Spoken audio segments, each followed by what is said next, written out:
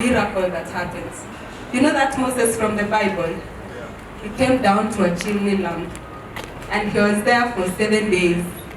And then people came from all over to just come and look at this amazing thing that had happened in Chepkunyuk. The interesting thing about this area, in the past it was also called Kaporos. Kaporos is like a shrine. It's where people go to offer prayers. So somewhere near Chepkunyuk Primary School, there is a tree. That tree is called Senetwet. In other languages, I think in Kikuyu it's called Mugomo. Yes, Mugomo tree.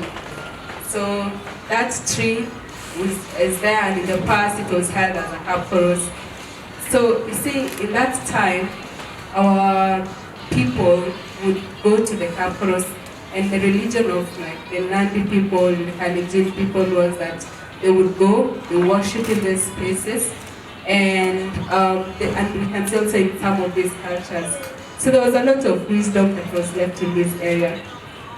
I saw a lot of things growing up in Chepkunyuk, but one of the most interesting things was the tea plantation.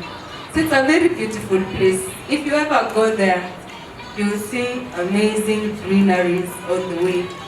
I promise you. If you want to go with us, by the way, I'm signing people up. So my ushers, check out. If there is someone who is signing up for a journey to Chepkunyuk, I'm going to take you to that place of wonders. So there is a lot of tea plantation. And in this tea plantation near where we lived, where my family lived, of course it was owned by a then colonialist, yeah? And story has it, because I didn't see this. By the time I grew up, my grandfather had already settled and was already living in this land near the primary school.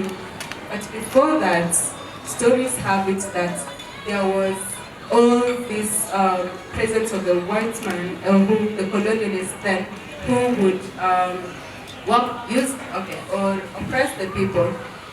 So my great-grandfather, his name was Arab, used to live near an airstrip there. And they had to move from that space. And in fact, there is evidence one of my grandfathers is like a poetry. Yeah. So there is just evidence of what happened there. And it left our people very oppressed in some ways. I like to tell this story because I know what the colonial trauma did to my people. What it did was, most of our people became fearful, and my grandfather, Gabriel, he was a very powerful man. We all feared him. Actually, feared is not the word. We were terrified of him. In fact, one time I called him grandfather, and he beat me up because he said, "How do you make me old like this?"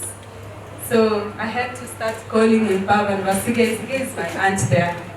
So my grandfather, you know, because he worked under the white rule, he had learned the colonial language, and he had learned to really use oppression, to really use violence in a way.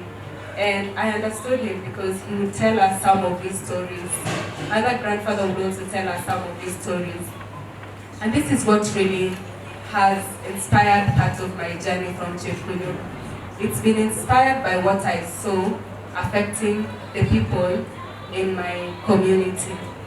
While it's a green, beautiful land, you will be surprised that sometimes people go hungry. And so 10 years ago, before 10 years, when I was at the university, I made a promise to myself.